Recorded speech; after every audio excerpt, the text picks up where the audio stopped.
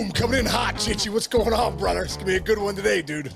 Good one today, dude. Internet sensation, as far as I'm concerned, and a great baseball player. So let's go. Yeah. Who do we got? Man of many talents, dude. Man of many talents. One of my favorite guys in the big leagues, dude. The way he plays the game and the way he goes about his business. We got the 2024 Gold Glove winner. One of the best defensive players in the game. Kind of a grinder of a player. Can flat out hit. The right fielder for the Milwaukee Brewers, Sal Frelick. What's up, Sal? How you doing, dude?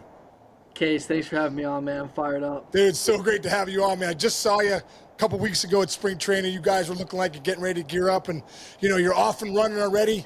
How's the season going so far, brother?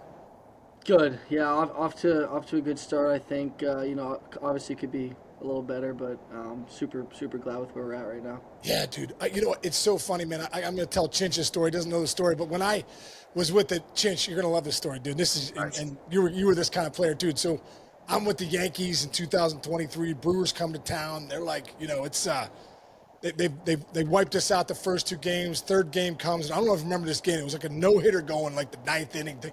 I mean, I'm the hitting coach. I'm like, man, I must be terrible here. I can't get these guys. We can't even get a knock here. I'm saying all the wrong stuff. You know what I mean? I think Volpe hits a bullet right center, dude, and like all of a sudden, I see the right fielder who I've never heard of before and the center fielder. They're converging, and Sal Frelick freaking goes into the wall, collides with the center fielder. You have to tell me again, Sal, who it was. Weimer, yeah. Yeah. Collides, and dude, first off, I think people are dead. I don't even know what happened. But Sal comes up with the ball and keeps the no-hitter going, sends it to extra innings, and I literally was like, who is that guy right there? That's Sal Frelick. That guy's a gamer. And I became a fan from that moment, dude. Like, so, Sal, dude, and I'm looking into you, bro. You played hockey, you played football, you played baseball, but you play this game like a mixture of all three of those. Where do you get that from? And do you remember that play? Oh, yeah, that was, I'd probably been up in the big leagues for a month or two. Yes. Yeah, Corbin was going that day, was dealing, I think it was 0-0 going into the 9th or 10th, and I'm like, oh my gosh, like we got to put a run across to this guy. I haven't gotten a hit yet, and Volpe smacked that ball, and I just was like, you got to go catch it. And yeah, I hit the fence. I think I threw an elbow into Weimer's mouth, and we got the out though, so that's all that matters. That was one of the toughest outs I've ever seen. Weimer came up, he was like bleeding, and nobody knew if he was all right. You come up, I'm like, somebody's got to be mangled in this one. Somebody's got to be mangled in this one. It's incredible. Dude, for you playing right field, you're one of the best in the business, dude. You led all NL outfielders last year in 15 defensive run saves. You can flat out go get it. What is your mentality out there in the outfield to be as good as you are? Yeah, that's it. I mean, like you said, Case, is just ball goes up, and you got to go get it. And I think that's kind of how I played. That's the only way I knew how to play outfield. I really didn't know a lot about jumps and routes, and that was all stuff I was still kind of learning as I came up. And I was an infielder in high school. The first time I played outfield was my first game as a freshman in college, and I really just relied on, I think it was just athleticism and toughness and playing out there. And I know, especially when I came up, another way was just earning stripes with some of these older veteran pitchers, was going out and throwing myself into walls and stuff and making sure they knew I was going and getting the ball for them. So that's just kind of how I like to play the outfield position even more so than just the technicality of it. Wait, dude, you were an infielder, where were you, like middle infielder, second baseman? Yeah, I played shortstop in high school. Cool. It's so funny you say that. I didn't play in the pros like you guys, but like I was a second baseman my entire like high school career, and then everybody told me I was a center fielder or a right fielder. Like I was like, what are you talking about? And then I played outfield all through college. Like, who made that decision for you? It's a fascinating thing, because the exact same thing happened to me, and it's very funny, and you're a great outfielder. So what did they see in you, and who told you that, and did you buy in the beginning? Yeah, and Rich, I don't know if that's a good thing. I'm still trying to figure out if when they told me I was an outfielder, if that just meant I was a bad infielder or what it was. But, no, my coach so when I was a freshman at BC, the only real spot opened up was outfield, and I kind of went in and I was like, I'll play wherever, just get me on the field. And so I like done the fall on the outfield and kind of was like, all right, this is way easier than infield. They just hit the ball in the air, I gotta go catch it. And so I kind of stuck there after my freshman year, and ended up moving to center field, and I hadn't played infield since. Well, Turned out to be the right move. Whoever made that move, it turns out you're a hell of an outfielder. So let's stick right there. Just stick with that. For you, Sal, as far as like, because I always, when you look at the minor leagues, you look at college baseball. My son's playing Division I baseball, so I watch some of these Division I pitchers. I'm like, these are good players. These are some really good players. Then you get to the minor leagues, and you're like, man, the players are getting better, right? The velo's getting better. All this stuff. But 95% of minor leaguers never play a day in the big leagues. I don't know if you know that. 95% of minor leaguers don't get a cup of coffee. So what's the biggest difference nowadays in 2025 between your rise in the minor leagues to what you see day in and day out in the big league pitching? Yeah, and I was fortunate enough to play in the ACC, which I think is the best collegiate baseball league. But I always said, like, those Friday guys, Saturday guys, Sunday guys that we were facing on the weekends were, coming up in the minors were similar up until almost Double-A, and then once I got to Double-A, it was every single pitcher I saw was like those Friday, Saturday, Sunday guys. And then after that, it just gets better and better. So, yeah, I mean, it's just basically you can't lose focus. There's no easy at bats. There's no going up and like, oh, this guy's easy hitting. We're all fighting at the bat rack. That just doesn't exist. And I kind of realized that, I think, in like High A and Double-A, where I was like, you really got to lock in every single at bat. And I think that's kind of the separator there, where I found, you just can't take off an at bat, and you really have to do your homework, and you really got to study these guys. Watch the game too. Well, something I'm still trying to do, but not be on the iPad in the dugout, not be goofing off. Watch the game, and I think that's another thing that really helped me just get past Double-A and Triple-A and into the big leagues. Yeah, you can learn a lot watching the game. There's no doubt. Sometimes I think those iPads are a detriment. I look down there, and 8 guys are on the iPad. I'm like, hey, is anybody watching the game? How he's going to pitch the next guy that looks like you? You know what I mean? It's kind of a funny thing. Your game, man. Your game, you're a bat-to-ball guy. You put the ball in play. You don't punch out a lot. You're a line-to-line hitter. And I saw this offseason you put on some weight. You maybe want to try and hit for a little more power. Like, what kind of player do you want to be in the big leagues? I mean, it might not be that 30 home run power guy, but, what kind of player do you think you can be? Yeah, absolutely. Like you said, the worst thing for me in baseball is striking out. It's the absolute worst thing. Pitcher beat me. I got to walk back to the dugout and have to live with that till my next at bat. Like, can't stand it. And I think just growing up, I was super undersized. I mean, when we got to Big Diamond, I couldn't even hit the ball out of the infield. Like, it was, I seriously was so undersized. And I think the hand-eye was something really important to me, where I was like, all right, if I'm not going to be hitting balls over outfielders' heads, like, I'm not striking out.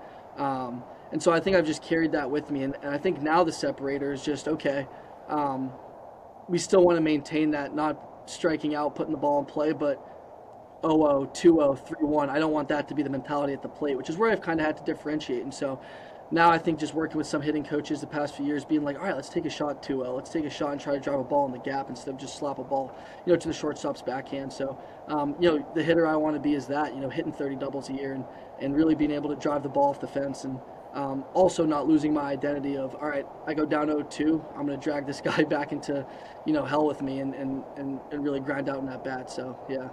Bro, I love you talking like this, because I was that guy too. I freaking just hated striking out. I just couldn't stand it. It bothered me.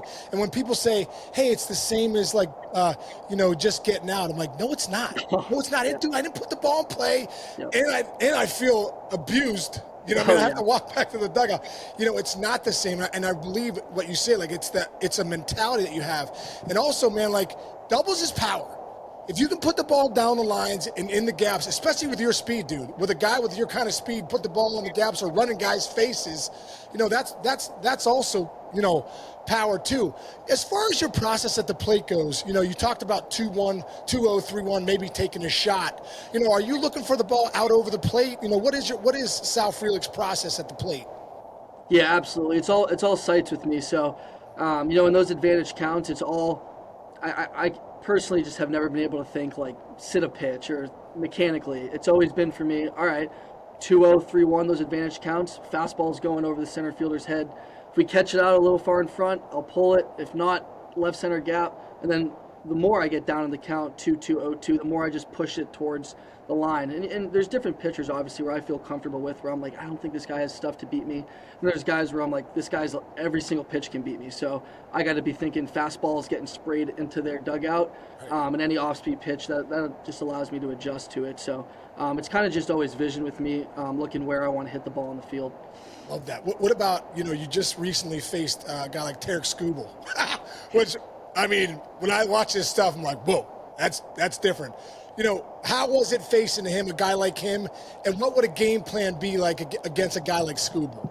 Yeah, and first of all, it's just like you get so fired up to face those guys. I mean, we're so those are the guys you want to face and get in the box and compete with. Man, I get fired up when those guys get rolled out. But yeah, a guy like him where it's just ultimate stuff, but combined with pitch ability. It's not just a guy who's up there throwing.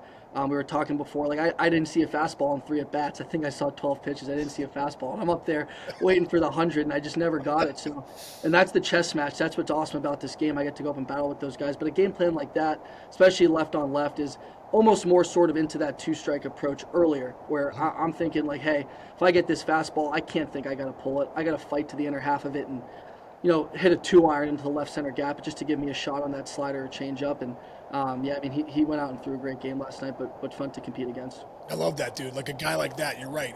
You're going to grind a little bit more. Like I always say, like if I can get one off Skubal, yeah, I'm making my money off 3. I'm getting off-season homes off 3, 4, 5. Skubal, I'm hoping 0 for 3 with a walk, maybe a flare one to left. When I remember I faced Roy Halladay and like Randy Johnson, like, all right, let's grind. Like let's see if we can get one today. And a guy like Skubal, you're right.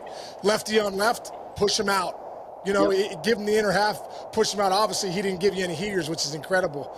But you're right. Sometimes with those guys, you have to think different. Dude, talk about you said you were a little undersized coming up, and then you had to find what your unique skills were. And I think that's so important for all of us as players. Not everyone's Ken Griffey Jr. and not everybody is is Aaron Judge. That's 6'7", 280. Like, there's a lot of different shapes and sizes in the big leagues. I played with a guy, Dustin Pedroia, in 2008 when he won the MVP in Boston. I'm sure you growing up in Lexington, Mass, and going to BC, you know who Dustin Pedroia is. And I swear to God, Sal, I came in spring training in 2008. It's my 12th year in the big leagues. I'm on my way out. This little firecracker's on his way in, and I go up the first day. I'm like, dude, this guy must be Jack Diesel. He's going to take his shirt off. He's going to look like Arnold Schwarzenegger. He takes his shirt off. I'm like, what the? What's going on? This is one of the best players in the game.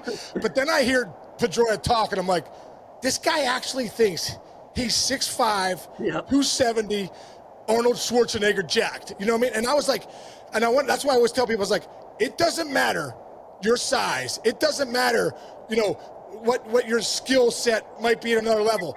If you believe in yourself, your strike zone's your strike zone in the big leagues. And that's why it's the greatest game in the world. They have to throw it to your strike zone. Tell me about Sal Frelick's mentality. Is there some Dustin Pedroia in there where there's like, oh yeah, watch this? Yeah, absolutely. And I mean, hit on the head. He was my favorite player growing up. I would go to Fenway and just watch him, just at second base with the ball's not being hit to him. And you're like, is this guy a psychopath? Like, what is going on? Yes, he is. And you watch him in the on deck circle, and I grew up idolizing him, man. It was one of the first players too, where I think it was an undersized guy in the league.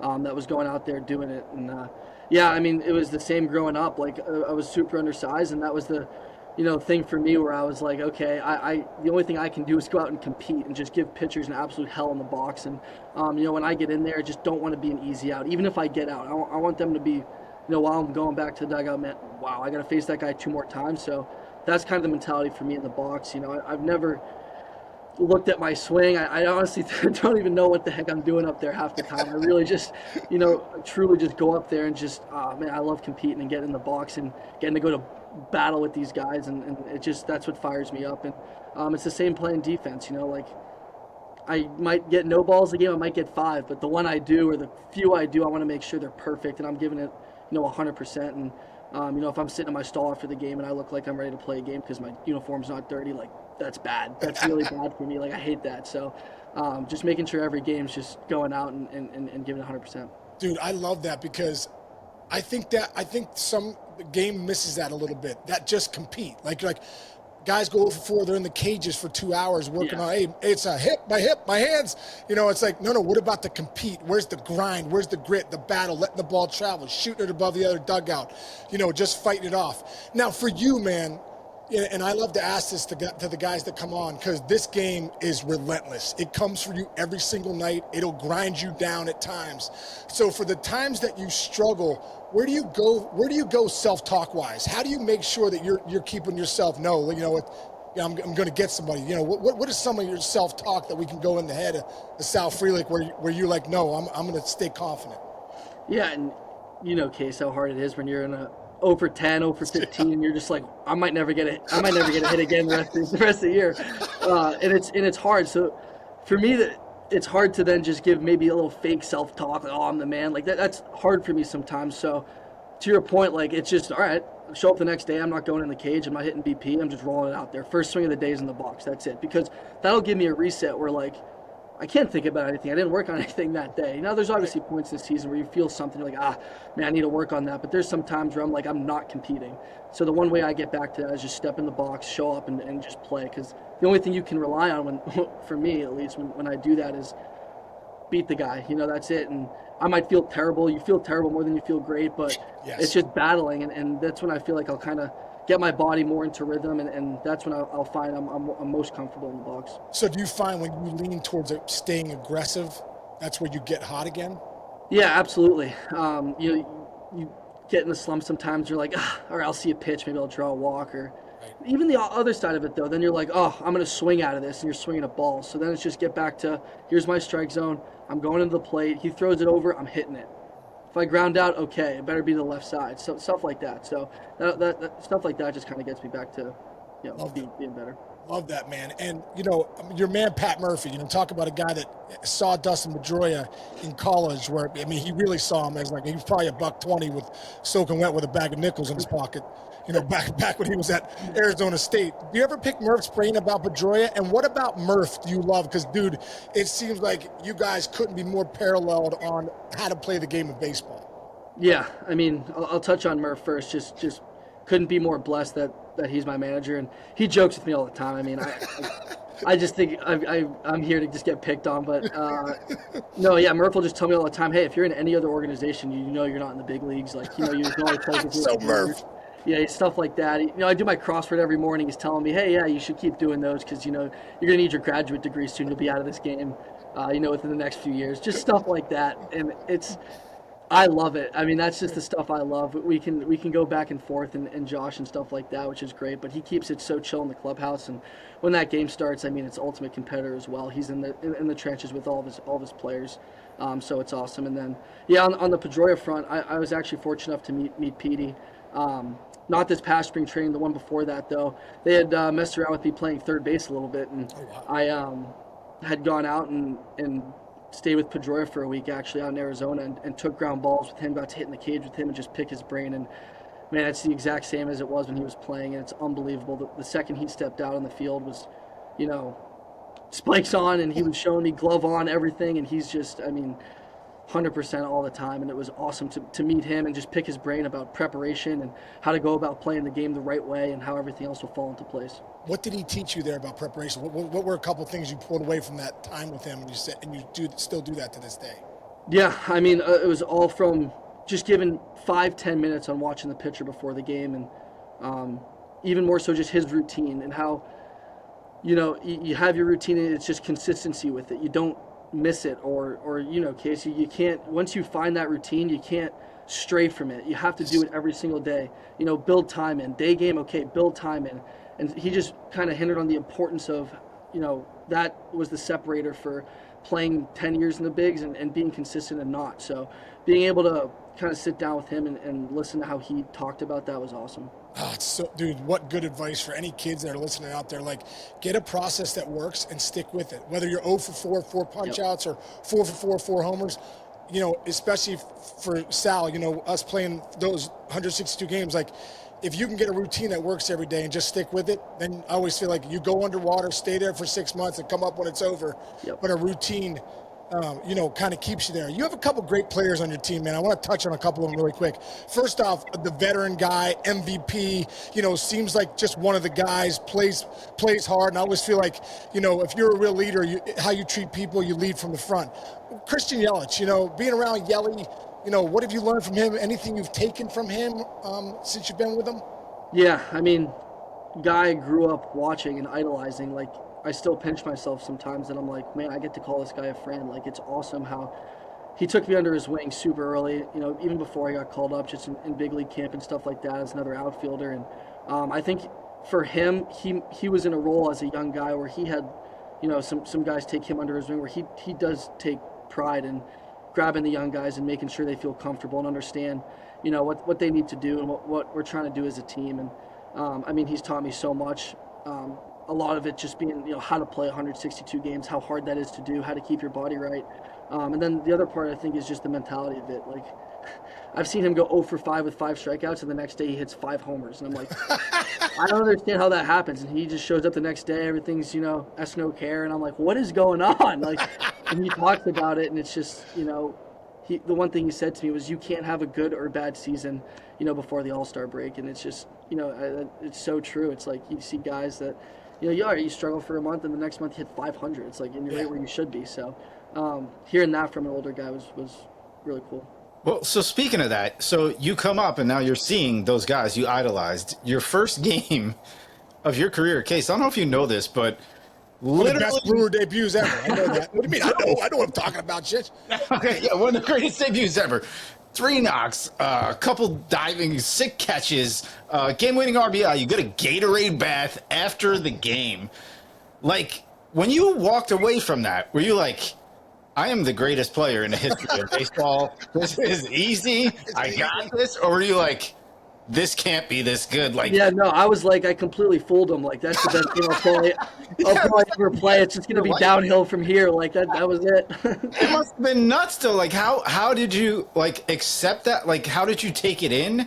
And how did you like go about walking in the next day? Were you like, I got to be humble? I can't possibly be the best player in the history of baseball. Like, how did it work? No, yeah, it was awesome. To first of all get your first hit out of the way in the first game, which I was like, man, I gotta get that knock out of the way early. Like, and I got it in my first at bat, which was great.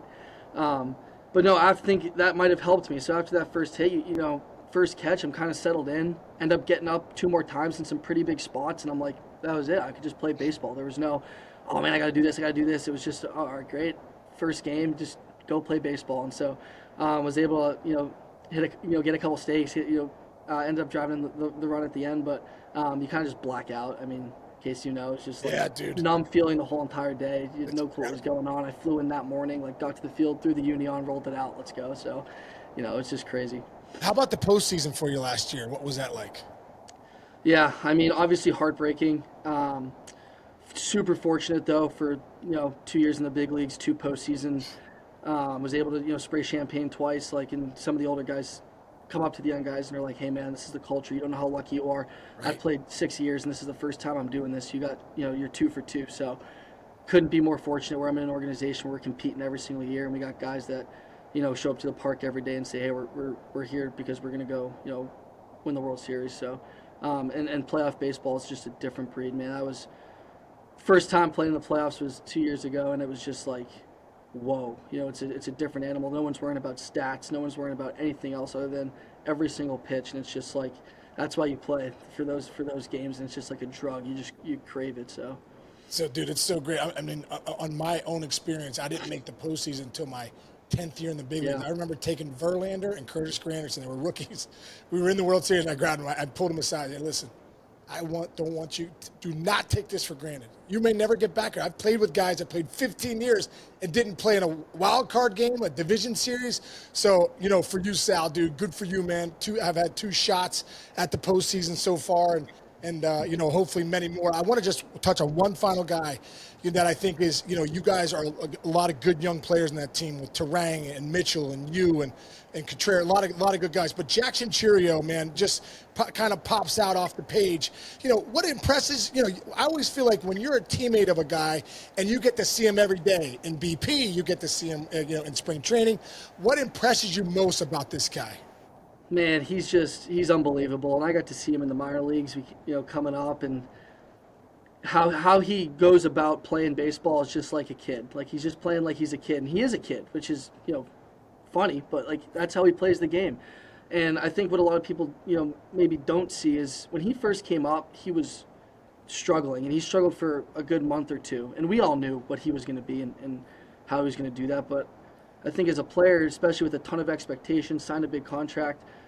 I'm looking at him like, man, I don't know what I would do. I would be crumbling. Like, and I watched him every day show up to the field like a vet. Like I just didn't even care and knew he would come out of it, and he did. And I think that's why he's so good, is because the guys who struggle and then are able to come out of that and be those MVP type caliber players is, I look at those guys like, wow. I mean, credit to them. And then you see him go out every single night and just do what he's doing. Both sides of the ball too on defense is where he's excelling as well. It's really fun to watch. We just sit back and laugh watching him play. That's great, dude. Well, Sal, man, you're fun to watch, man. We appreciate you coming on. We're rooting for you guys. There's so many good guys that have helped us out here at the mayor's office. Vasalo's helped us out. Murph's been on here, a couple of the guys. We appreciate you coming on. Good luck the rest of the way, man. Good luck the rest of the way. We will be watching you closely. I think it's going to be a huge year for you, Sal. You're coming out the gates hot, and I believe you can't teach experience. You're just getting better and better with age, and continue to be the best outfielder in the game, dude. Thanks again, brother. Appreciate it, guys. Case, I'll hopefully see you soon, man. No doubt, Sal. Thanks a lot, man. See you soon, brother. We'll see you guys.